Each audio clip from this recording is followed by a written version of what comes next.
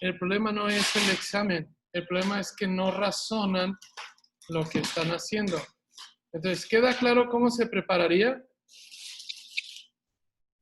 Simplemente el hecho de, y eso es para todos, el hecho mismo de que no encuentres la diferencia, ¿sí? No encuentres la diferencia, si quieres, córtalo con esto, con las tijeras, porque no vas a alcanzar. De hecho, ya viene casi abierto.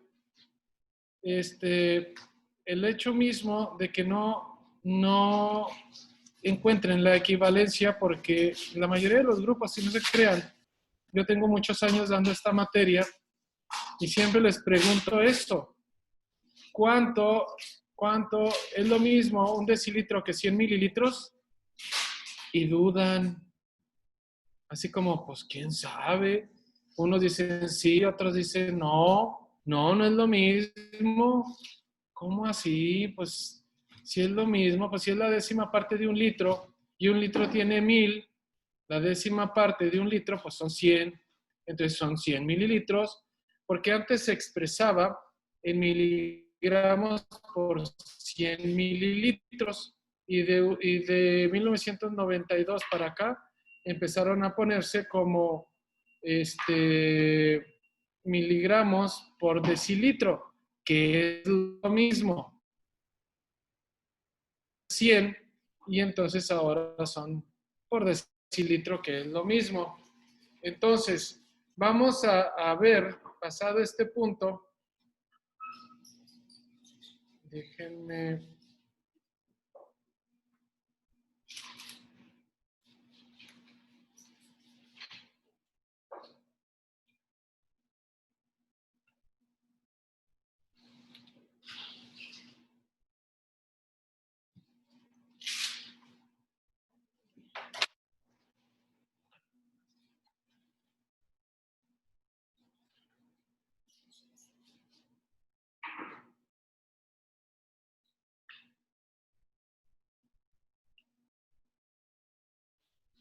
A ver.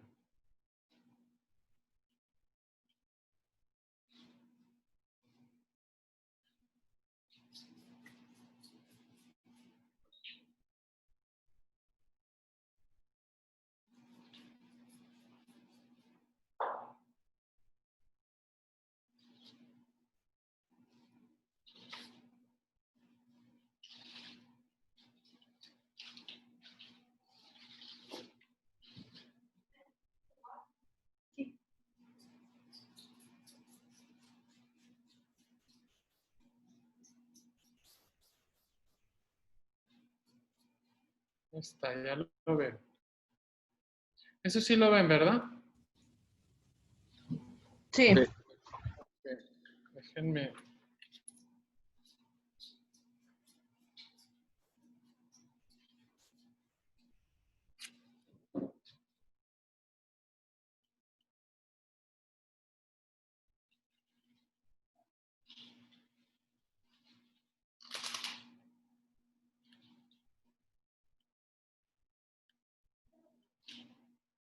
Aquí está. Entonces, el segundo punto es que una vez que ya tenemos nuestra solución valorada, esa solución valorada va a tener, vamos a ponerlo en una celda, la solución valorada, en otra celda vamos a poner agua. Ese va a ser nuestro blanco. Entonces vamos a ajustar la longitud de onda a 520 nanómetros. Yo pongo la celda con agua y lo voy a ajustar a 0, ¿sí? Lo voy a ajustar a 0 y a 100. Les pongo el ejemplo.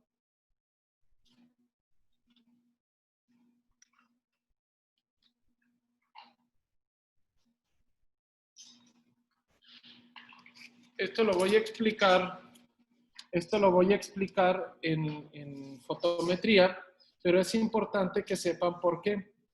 Yo voy a leer en absorbancia, ¿sí? En absorbancia.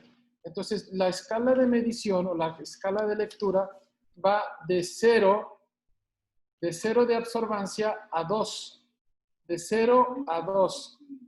pero puede ser otro fragmento, como son complementarias, puedo leer de 0 a 100 de transmitancia.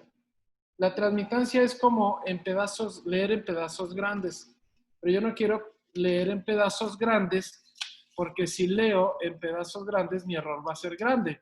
Entonces yo quiero leer en pedazos chicos. Al leer en pedazos chicos, entonces lo que voy a tener que hacer es que simplemente voy a leer en esta escala de 0 a 2.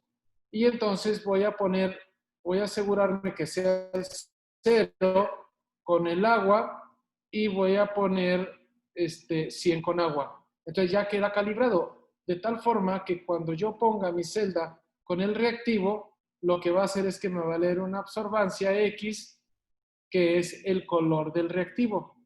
De lo contrario, si calibro con el reactivo a 0, pues pongo otro reactivo y ¿cuánto va a ser mi lectura? Pues 0, porque es como si lo pusiera a tarar y entonces ya de esa manera no funciona.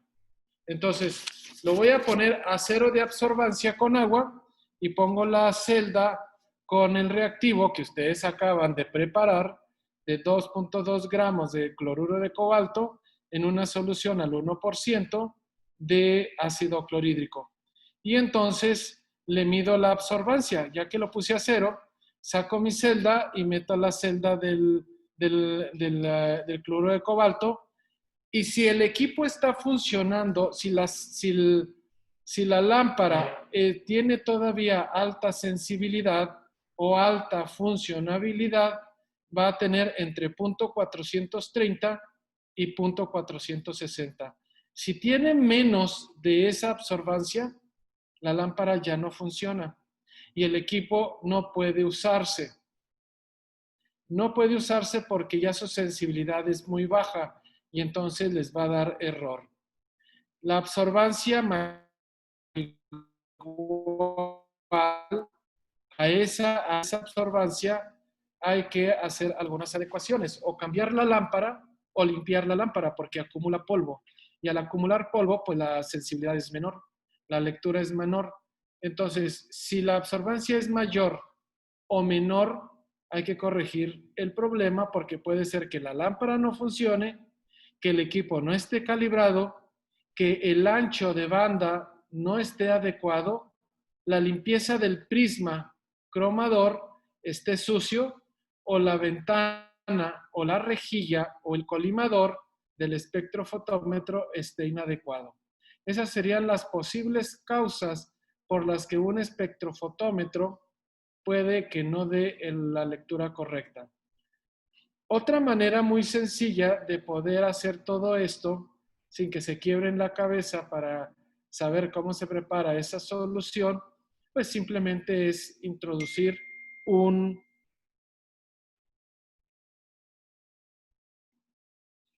siempre el filtro del instrumento,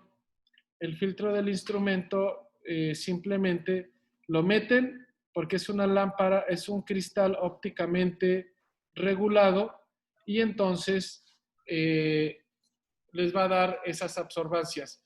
No necesariamente esas absorbancias. La especificación en la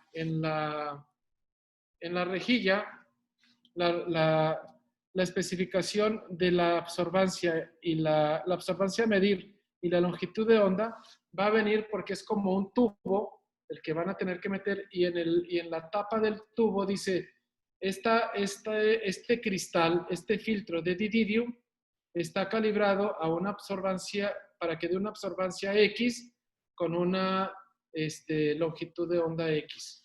El cloruro de cobalto está a 520 nanómetros a esa longitud de onda, debe de dar una absorbancia entre .430 y .460 para el cloruro de cobalto.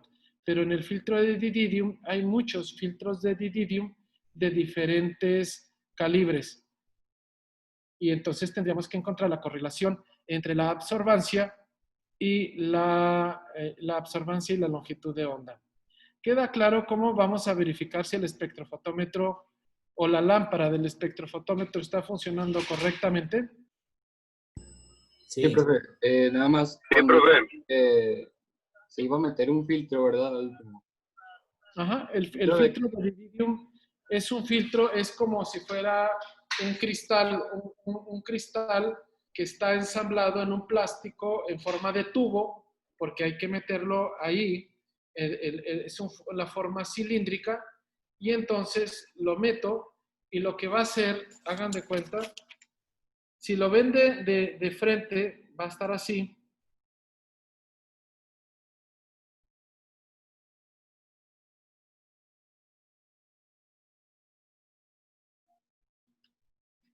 Y si lo ven de lado, va a estar así.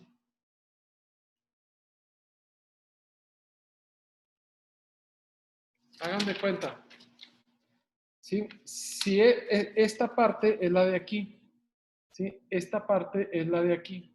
Entonces, si ustedes ven el tubo de lado, entonces van a ver las especificaciones del filtro que dice la absorbancia de punto 350 cuando ustedes ajusten el aparato a una longitud de onda de 520 nanómetros.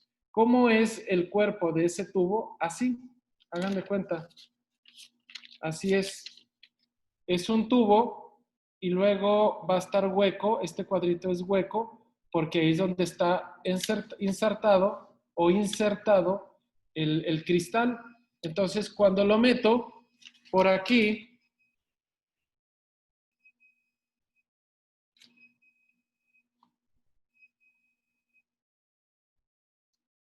¿sí? Por aquí entra la luz ultravioleta, ¿sí? Y por acá sale de tal forma que me detecta lo que haya absorbido el cristal, me lo detecta y me lo expresa en unidades de absorbancia. Entonces, eso es lo que haría el filtro para ya no complicarnos.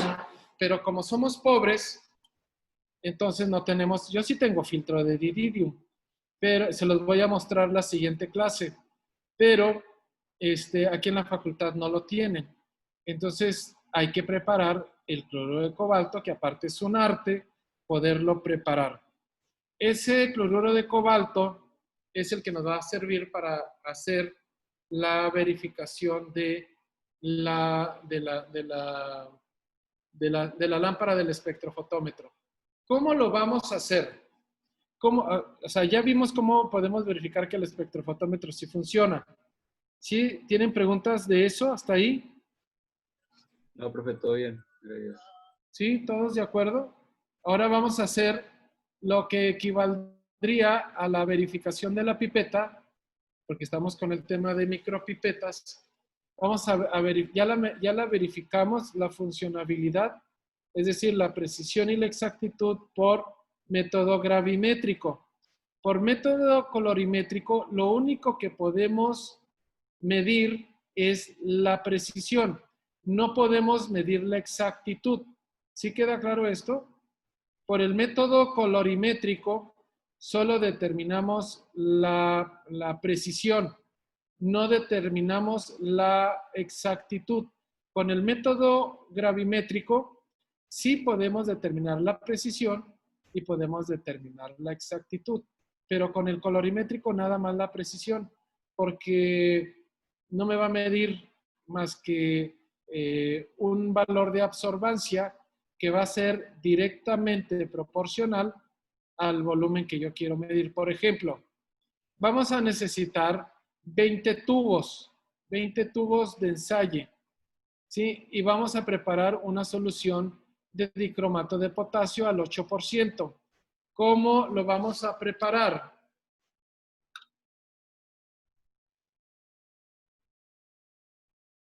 ¿Cómo lo preparamos? La solución al 8% de dicromato de potasio. ¿No o sí?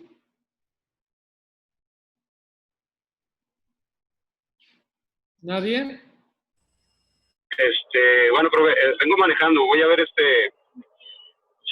dependiendo de la cantidad que vamos a preparar, sobre qué lo vamos a preparar, si 100 mililitros o 1000 mililitros, vamos a hacer el pesaje del ¿qué es? Del dicromato de potasio.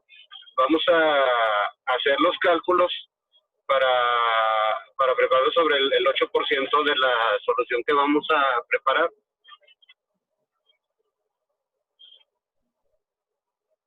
Bien. ¿Alguien más? ¿Cuánto es el 8%? 8 ¿Cómo gramos se de- prepara el 8%?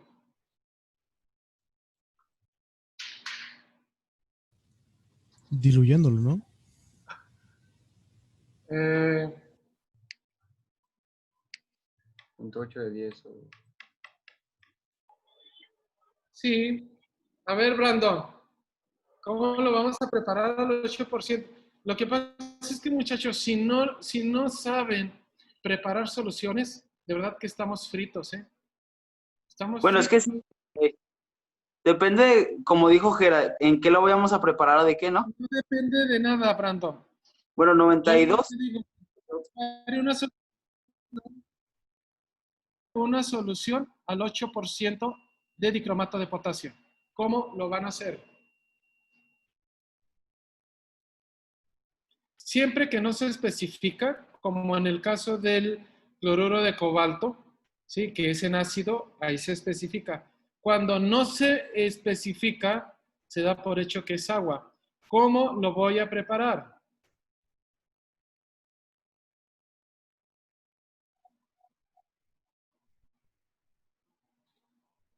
Aguachi, no te duermas, Aguachi.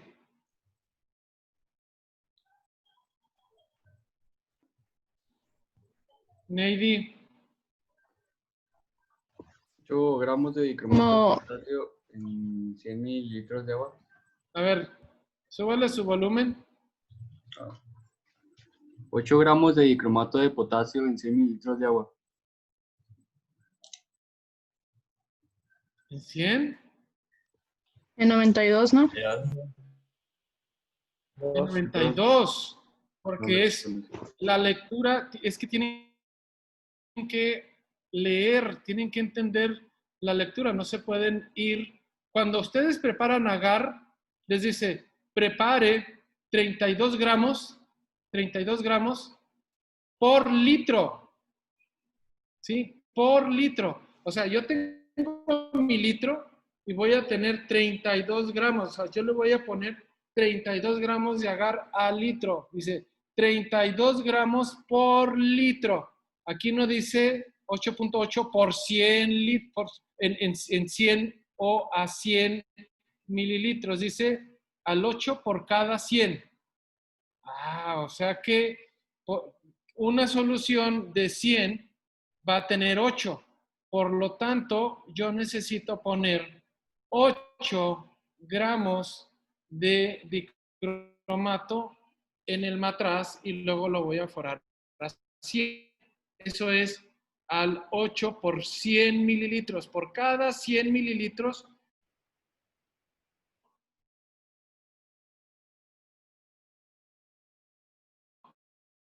respiren de perdido, criaturas. Den señales de vida. Se está trabando mucho, profe. Es Bueno, que se traba. Sí, Yo se está trabando mucho, profe.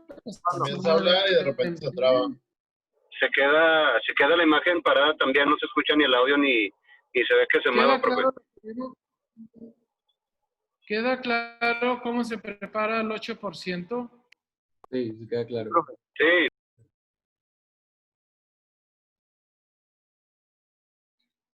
Ok, tenemos dos alternativas. O me voy directo porque no es una materia de química, ¿sí? No es una materia de química, es una materia de análisis instrumental. O nos detenemos porque ustedes tienen que aprender cómo preparar soluciones. Creo que es importante. Entonces, ¿cómo vamos a hacer una vez que ya tienen el dicromato preparado de 8 gramos aforado a 100 mililitros? Vamos a hacer lo siguiente. ¿Sí lo ven ahí? Sí. Ok, entonces ya tienen su solución, el paso 1, el paso 2 también ya tienen sus tubos, al cual le van a agregar, ¿sí? 1 mililitro, ¿sí? 1 mililitro de agua destilada. a cada tubo, es decir, tienen 20 tubos, tienen una gradilla con 20 tubos, a cada tubo le van a poner 1 mililitro, ¿sí? Y ahí van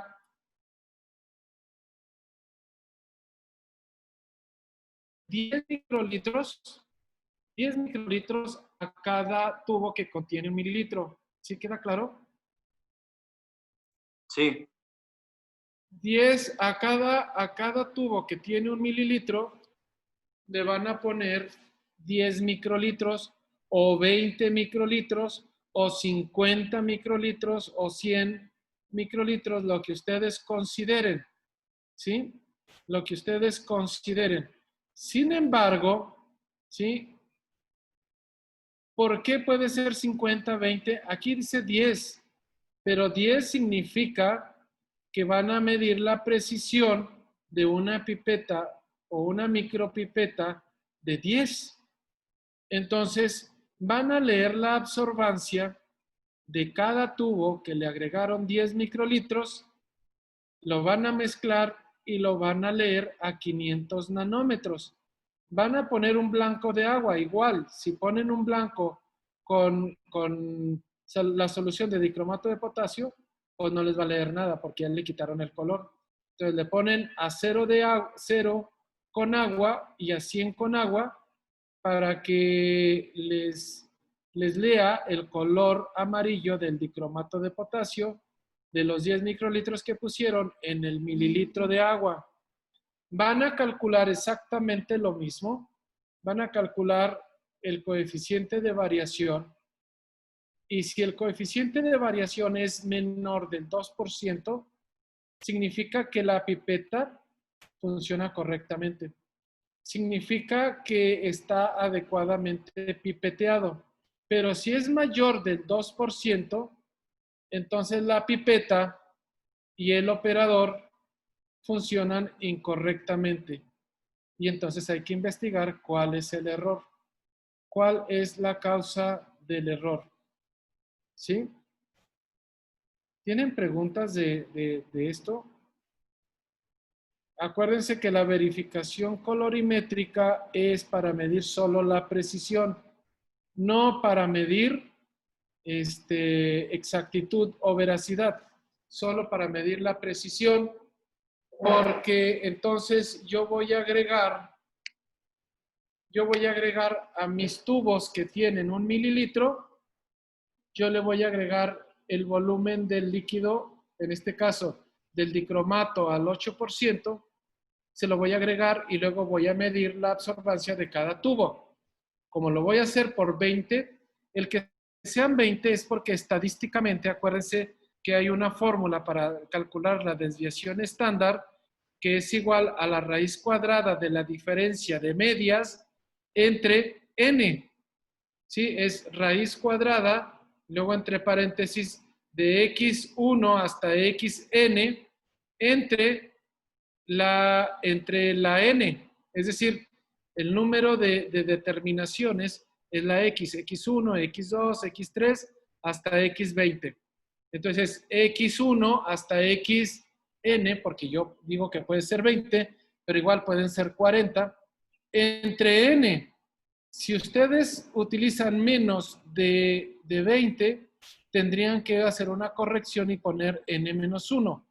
Entonces, la fórmula de la desviación estándar considera de mayor precisión y de mayor exactitud que ustedes hagan la raíz cuadrada de x menos x1 menos x a la n, o x a la n menos x1, no, perdón, es la sumatoria, de x1 más indefinido hasta xn entre n, el número de x que ustedes midieron.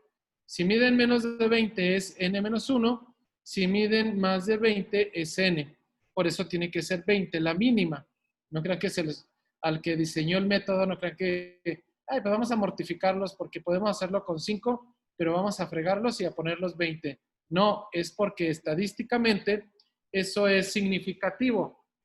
Entonces, una vez que ya leen la absorbancia, pues quizás de 10 microlitros les va a dar 0.080. el siguiente tubo, ¿cuánto les debería de dar? El siguiente tubo que le pusieron 10 microlitros. Si el primero les da 0.080, ¿cuánto les debe de dar el segundo? 0.080. 0.080, si está bien dispensado del volumen inicial al segundo, ¿no? Y el tercero igual y el cuarto igual, debería de darles igual. Si no les da igual, la pipeta o el operador no sirven. ¿Sí? Así de radicales. ¿Sí? ¿Preguntas hasta aquí? No. ¿No? Ok. No, todo bien. Entonces, la próxima vez vamos a afinar el detalle de forma experimental. Cuando determinemos que es práctica, los que no estén no tienen derecho a entregar su reporte de práctica. ¿Sale? Los que no estén no tendrían derecho a entregar su práctica. ¿Sí? ¿Ahorita en esta clase, profe? No, en esta no, en la siguiente. A partir de la siguiente, quien no esté no tiene derecho a entregar la práctica. ¿Sí? Ok. Que no digan, ay, no, y luego son tan listitos que tiran la pedrada. O sea, me mandan la práctica como diciendo, pues ya se la mandé, a ver si me la revisa. No, pueden mandar todas las prácticas que quieran, pero yo tengo la lista de que usted no vino a la clase y usted, aunque me mande todas las prácticas del mundo, usted no vino y no se la voy a considerar. Para que por ahí ustedes también lo puedan verificar, que deben estar, miren, yo no sé, pero me estaban comentando en la Secretaría Académica que hay maestros que no les dan clase. Yo no sé si les dan o no les dan. Creo que incluso una plataforma se cerró porque nadie la quería utilizar. De alguna manera buscamos la forma de tener las clases como si estuviéramos en vivo. La clase de ayer y la clase de hoy, que son los únicos 2 días que tenemos clase. Entonces, pues hagan el esfuerzo. Yo sé que tienen que hacer el esfuerzo. Quiero comentarles, para terminar, ustedes ya han visto por ahí la reflexión del vuelo del águila. ¿Alguien lo ha visto? No. Yo no lo sabía y No. No. me sorprende esa historia porque al parecer es real. Dice que el águila, para poder volar, o mejor dicho, el águila vuela o tiene una vida de 50 años, casi la de nosotros, ¿no? Tiene una vida de 50 años. Yo no lo sabía. Sin embargo, hay una pequeña condición para que pueda volar 50 años. Es que a los 25, ¿sí? Sus plumas empiezan a ser gruesas y pesadas. Volar se le hace cada vez más difícil. Sus uñas, que son unas garras impresionantes, empiezan a encorvarse de tal forma que ya no puede volar y ya no puede agarrar, ¿sí? Ya no puede agarrar sus presas porque sus uñas ya están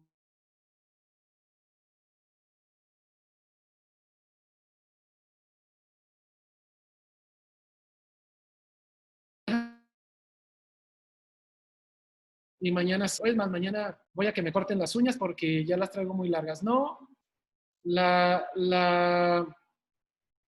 águila, necesita iniciar ese vuelo de renovación y ese vuelo de renovación dura aproximadamente 2 meses.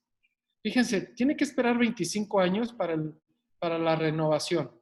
Y luego ya que inicia la renovación, ese proceso va a durar alrededor de 2 meses.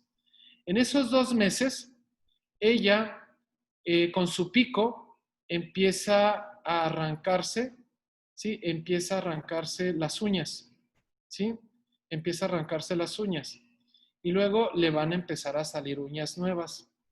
Con sus uñas nuevas, va ahora el siguiente paso. El paso número 2 sería ahora con sus nuevas, recién nacidas y afiladas, empieza a arrancarse las uñas unas a otras, ¿sí? Empieza a arrancársela. Entonces, después de que ya tiene sus uñas listas y sus plumas listas, su pico, si han visto, es un pico muy agudo, pero también conforme va creciendo,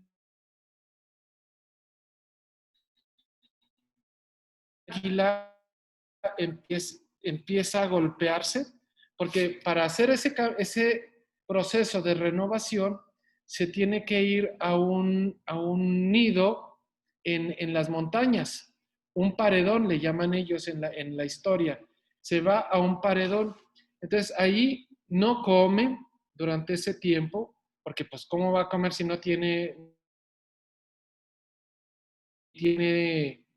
uñas, entonces empieza a golpear su pico, se empieza a sangrar hasta que logra arrancárselo. Yo no me imagino al águila sin pico, ¿no? Es como que a nosotros nos digan, ¿saben qué? Arránquese la nariz. ¿Quiere una nariz más bonita? Arránquese la nariz. Híjole, pues nos veríamos medio raros, ¿no? El águila se arranca el pico a golpes, pegándose contra la pared hasta que logra arrancárselo. Después de que ya se lo arrancó, empiezan a hacerle un segundo pico. Entonces ya con las uñas renovadas, las plumas nuevas y el pico nuevo, está listo para salir al gran vuelo y empezar a cazar para comer. ¿Qué significado tiene esto con nosotros? A lo largo de la vida, a lo largo de su vida, de la vida de ustedes, han tenido una historia como hijos, una historia como amigos, una historia como hijos, amigos y como estudiantes, ¿sí? Y una historia que ustedes la han escrito, nadie se las ha escrito. Lo bueno, lo malo y lo peor y lo no tan peor, pues ustedes lo escribieron, ustedes están escribiendo su propia historia y cada quien puede evaluar qué tan buena es. Lo que sí es verdad es que quizás vamos por la vida o hasta ahorita han crecido con una concepción de ustedes mismos. Quizás su ego está al 100, su autoestima está al 100, justificada o no justificada, pero está al 100. Y eso en ocasiones puede ser bueno, porque hay gente que tiene una autoestima muy baja y así como, no, hombre, yo soy bien feo, soy el más feo del salón, es más, no, del salón no, es de toda la facultad. Es más, no de la facultad, de toda la UJED, de La Laguna, de Durango y de Durango Capital, soy el más feo, soy el más pobre, nadie me quiere, o sea, que pues, cálmate, o sea, hasta el más feo, si se lo propone, puede lograr todo el éxito y toda la felicidad que pueda imaginar. Sin embargo, en ocasiones tenemos que hacer un espacio, es decir, encontrarme a mí mismo y analizarme yo mismo. Es decir, yo les digo a manera de broma, ¿sí? Porque a veces llego al hospital, llego a la facultad, llego a casa y con todos me peleo. Y le digo, no, hombre, ya me eché un round en el hospital, ya me eché un round en la facultad, ya me eché un round con los alumnos, ya me eché un round en la casa, ya me perrié con mi hijo, con mi esposa, con el perro, hasta mis perros ya la llevaron. Y es cuando uno dice, ¿todo el mundo está mal o soy yo el que está mal? Yo no sé si lo han hecho ustedes alguna vez, pero es importante que lo puedan reflexionar, que puedan analizar, porque quizás a lo mejor encuentran cosas que ustedes deben cambiar. Yo les digo, si algunos de ustedes, ya se los había dicho, pero quizás si yo les digo, hay alguno, estoy seguro, alguno de ustedes que por alguna razón no debería de estar en quinto. Es más, debería desde primero haber salido, pero está en quinto. ¿Gracias a quién? Yo no sé. quizás le han hecho el milagro a todos los santos y está en quinto. No sabe ni cómo se llama, no sabe ni, es más, no sabe ni por qué, pero está en quinto. Y yo siempre que les digo, ¿hay alguien en su mente que reúna esos requisitos? Y siempre alguien dice, sí, profe, porque saben que alguno de ustedes o algunos o algunas de ustedes no deberían de estar en quinto. Por extrañas razones alienígenas están en quinto. Y qué bueno, yo los felicito a todos y a todas por estar en quinto. Porque si están inscritos regulares en quinto semestre, de alguna manera es un éxito para ustedes. A la buena o a la mala es un éxito, ¿sí? Y pueden reflexionar si ustedes son de esos alumnos que no deberían de estar, pero por extrañas razones, ¿sí? Por razones sobrenaturales están en quinto. Qué bueno. Pero entonces reflexionen ese punto y vean qué es lo que pueden mejorar para dejar de ser lo que sus compañeros saben que son. Porque ustedes mismos dicen, pues es que ahí viene el que es bien burro. Hombre, ese cuate, no, hombre, ni te juntas porque es bien burro. O es bien mal hecho, es bien trocho, es de todo, siempre, a todo te dicen, hombre, hazlo como sea, ahí se va. Hombre, yo con ese ni a las canicas. O con esa, no, hombre, nunca viene, tiene una tragedia de vida, no, hombre, es bien problemática o es bien problemático, como sea. Yo les pregunto, si alguno de ustedes tiene alguna de estas características, analícelo, piense. Quizás, y pónganse la meta, porque yo sí lo hice, ¿eh? Yo sí lo hice y fue, no se culpa a nadie, ¿eh? Pero yo cuando estuve en el Cebatis, hace 1000 años antes de Cristo, que estuve en el Cebatis, yo era buen alumno, era muy buen alumno. Y cuando llego al Cebatis, me junto con 2 cuates que eran desastrosos hasta más no poder. Y siempre decían, llegó el de matemáticas. No, hombre, yo no voy a entrar, me cae bien gordo. Vámonos a echarnos un lonche. Bueno, vamos. Y ya no entraba. Y luego a la siguiente, se me hizo una bola de nieve que cuando vine a ver mi estado, ¿sí? Ya iba a